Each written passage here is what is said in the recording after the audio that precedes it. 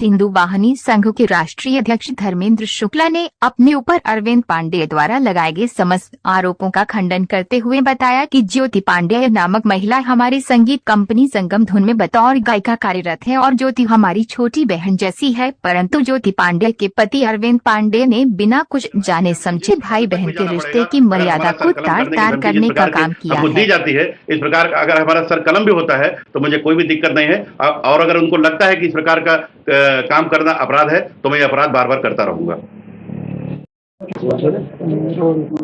जी धर्मेंद्र जी, क्या मामला है पूरा जरा बताइए मुझे। ब्रजेश यादव नाम के व्यक्ति के द्वारा ज्योति पांडे के साथ एक गलत कृत्य किया गया था, जिनका मुकदमा पारा थाने में 376, 377, 328, 506 में पंजीकृत हुआ था। ब्रजेश यादव के खिलाफ कोई भी कार्रवाई अभी तक उसकी गिरफ्तारी भी नहीं हुई थी और उसने गलत तरीके से अंतरिम बेल भी ले लिया था।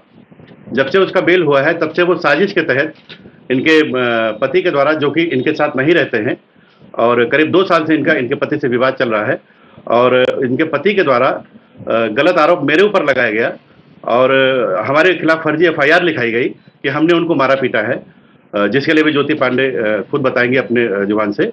और इस प्रकार का उसने अभी विवेचना के दौरान भी कबूल किया है कि उसने फर्जी FIR लिखाया भी था। पुलिस के सामने उसने इस बात को कबूल किया है।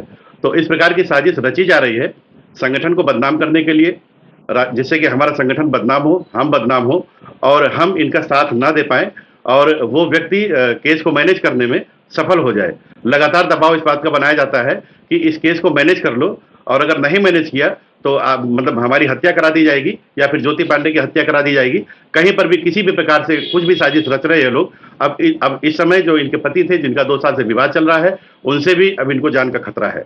जी ब्रजेश यादव जी की क्या भूमिका बनती है आप लोग के मामले में? देखिए, सबसे शुरुआत तो ब्रजेश यादव से ही प्रकरण का हुआ था, क्योंकि सब शुरुआत में ही जब उनसे इनकी मुलाकात हुई थी तो पैसे लेन देन को लेकर के इनको पैसे की आवश्यकता थी, तो इसलिए इन्होंने एक उसकी चूंकि फाइनेंस कंपनी थी तो इन्होंने आवेदन किया था पैसे के लिए। तो पैसे का झांसा दे करके उसने इनको कार्यालय पर बुलाया था और नशीला पदार्थ पिला करके फिर वो गलत तरीके से उसने कृत्य किया था, जिसको पुलिस ने स्वीकार किया है और पुलिस ने इसका मुकदमा भी दर्ज किया है अपने थाने में। जी, उसके बाद उनके ऊपर कोई कार्रवाई मुकदमा दर्ज हुआ, विवेचना हुआ। विवेचना होने के बाद अभी तक चार्जशीट नहीं लगाई गई है, जबकि लगातार उन व्यक्तियों के द्वारा ज्योति पांडे का पीछा किया जाता है, ज्योति पांडे को रहने नहीं दिया जाता है। ज्योति पांडे दर दर भटक रही हैं और वो छिप करके अपने परिवार के साथ रहती है। जी, क्या नाम है आपका? ज्योति पांडे। क्या घटना घटित हुई है बताइए। सर, घटना में ब्रजेश यादव नाम का व्यक्ति है जो कि गलत कृत्य किया हुआ था मेरे साथ, और उसका मुकदमा पारा थाने में दर्ज हो रखा है। और फिर ये अभी लगातार मेरे पति से नहीं बनता, पहले से शुरुआत से नहीं बनता। फिलहाल अभी मैं 1.5 साल से उनसे अलग रह रही हूँ। बिल्कुल मैं अपने परिवार के साथ रहती हूँ, उनसे मेरा मतलब कभी कभार बातचीत होता होगा, बाकी कुछ भी ऐसा मेरा मामला उनसे नहीं है। और उन्होंने भी 20 दिन पहले मेरे पास फ़ोन किया, मेरे पति ने, अरविंद पांडे, जो कि मीडिया में आ चुके हैं। तो उन्होंने मेरे पास फ़ोन किया कि ये मुकदमा तुम वापस ले लो, ये केस वापस ले लो, नहीं तो मैं इसको उलझाऊंगा, ऐसा करूंगा कि तुम खुद फंस जाओगे। मैं ऐसे मतलब कर रहा हूँ और तुम्हें फंसाऊंगा मैं, ऐसे इन्होंने बोला। जब मैंने ये चीज़ कहा कि मैं किसी भी कीमत पे ये नहीं कर सकती, ऐसा मैं नहीं केस वापस लूंगी। इन्होंने पैसा कहा, पैसा ले लो, फिर इसको वापस लो। मैंने कहा पैसा मुझे नहीं चाहिए, मुझे न्याय चाहिए। तो इन्होंने कहा कि अच्छा ठीक है, फिर तुम कर लो जो करना है, मैं बताता हूँ क्या होगा, अभी देखना तुम कैसे फंसती हो। इन्होंने ये चीज़ कहा है। उसके बाद से ये लगातार ब्रजेश के साथ हो करके ये मेरा रैकी कर रहे हैं। मेरे घर का, मैं जहाँ पे रहती हूँ, मैं कोई छुप के नहीं रहती हूँ, मैं अपने परिवार के साथ रहती हूँ, और ये मेरे घर का रैकी करते रहते हैं लगातार ब्रजेश यादव के साथ मिलके।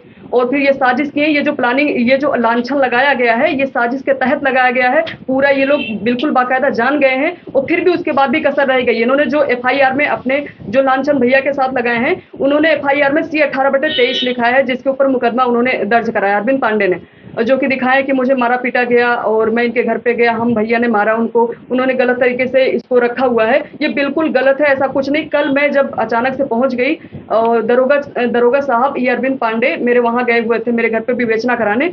मैं वहां अचानक से पहुंची जब, तब इन्होंने, मैंने कहा कि चलो मेरे घर पे जहाँ पे तुम्हारा मतलब हुआ था, तुम्हारे साथ ये घटना हुई थी, वहाँ पे चलो दिखाओ कहाँ पे हुई थी। तब ये वहाँ तक नहीं पहुँच पाए मेरे घर तक। ये गलत रूम में गए, C18/23 में जाके पहुंचे हुए हैं उस रूम में। उसमें दूसरी महिला निकली हुई है, वो अपना बयान दी है, वो दरोगा जी के पास है उसका साक्ष्य।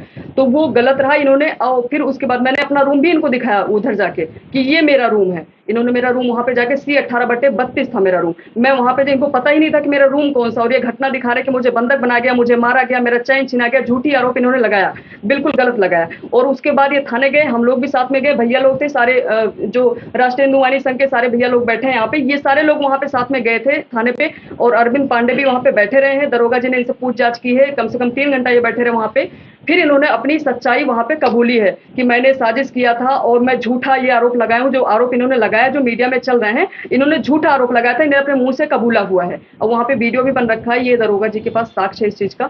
और ये उसी से मिली भगत करके मेरा रेकी करवा रहे हैं। ये मतलब इन्होंने कहा भी था कि मैं अभी आगे और जाऊंगा। अभी जब कल ये मामला हुआ है, फिर ये जाते हैं 11:30 बजे मेरे पास फोन किया अरविंद पांडे। फिर ये मुझसे बोल रहे हैं कि अभी हो गया तुम्हारा ये सब, अब देखना मैं क्या करता हूँ, फिर मैं कोर्ट से जाके लिखाऊंगा इसका, अब तुम ऐसा नहीं बच पाओगे, अभी देख लो मैं क्या करता हूँ। क्या तो आश्वासन मिला आपको? पुलिस की कार्रवाई से आप संतुष्ट हैं कि नहीं? नहीं सर, मैं पारा थाने में वहाँ पे विवेचना चल रही, वहां से मैं पहले यहाँ पे विस्तार थाने में गई थी, तो यहाँ पे सब भैया लोग रिक्वेस्ट किए, लेकिन यहाँ पे मुकदमा नहीं दर्ज हुआ था। पारा थाने में गए हैं, वहाँ पे किया गया है मुकदमा, तो उन्होंने ले लिया, लेकिन फिलहाल पूर्ण रूप से अभी जांच वहाँ पे किए हैं, क्या किया मुझे नहीं आइडिया। विवेचना भी कह रहे थे कि हो रही, चार्जशीट अभी तक नहीं लगी, उसका बेल हो गया, वो अग्रिम जमानत ले रखा है, वो अभी तक पूरा मिल के अरविंद पांडे के साथ साजिश कर रहा है, उसको पूरा छूट मिली हुई है, वो पूरा ताड़ रहा मेरे घर पे आके। आरोपी वो है, खुलेआम वो घूम रहा है, मुझे छुप छुप के रहना पड़ रहा है। और जो ये अरविंद पांडे ने लांछन लगा रखा है कि मैं मेरी पत्नी खो गई है, ये रोड पे मुझे मांग रहा है, ऐसी कोई बात नहीं है, मैं कहीं नहीं खोई हूँ, मैं सामने हूँ, मैं अपने परिवार के साथ रहती हूँ। और बाकायदा मैं पूजा करके अपने घर में गई थी, उसके फोटोज पड़े हैं, मेरे परिवार सब सम्मिलित है, भैया भी साथ में। ये मेरे बड़े भैया जिनके ऊपर उन्होंने लांछन लगाया था, ये मेरे बड़े भैया हैं, मेरे पारिवारिक बहुत अच्छा संबंध है। तो इनको इसलिए ये लोग लांछन लगाए हैं कि ये सामने खड़े हैं, मेरा साथ दे रहे हैं, तो इनके ऊपर लांछन लगाएंगे तो ये बिल्कुल किनारे हो जाएंगे, सारे लोग साथ छोड़ देंगे मेरा, तो मैं अकेली पढ़ के ये मैनेज कर लूँ। ये पूरी साजिश है ये चीज का। तो आप सरकार से क्या अपील? मैं अपील करती हूँ कि इसका पूर्ण रूप से जांच हो और इसको जेल कराया जाए, क्योंकि जो गलत है वो गलत है, और ये अभी तक भी मेरे पीछे लगा है, कभी भी कुछ भी करा सकता है, इसका कोई भरोसा नहीं है। किस तरह की धमकी दी गई आपको? मुझे जान से मारने की धमकी दी गई, अभी भी मेरे पति को आगे कर करके ये जो है रेकी करवा रहा मेरा, लगातार ये जारी है, अभी तक भी जारी है। कल जब इसने अपना कबूल किया गुनाह, उसके बाद भी ये जारी कर रहा, अभी भी चुप नहीं हो रहे ये लोग, लगातार ये लोग जारी है। ठीक।